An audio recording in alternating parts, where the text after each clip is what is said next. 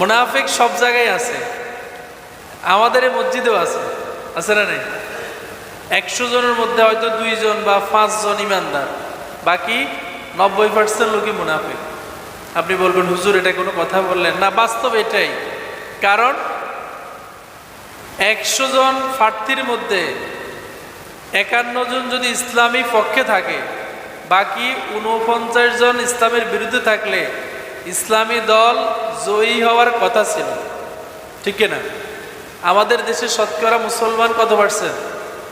92%। কত পার্সেন্ট? তো 92% মুসলমান থাকার পরেও বাংলাদেশে ইসলামী শাসন নাই কেন?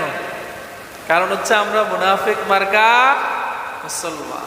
ইমানদার মুসলমান হলে আমাদের দেশে রাষ্ট্রীয়ভাবে ক্ষমতায় থাকতো কারা?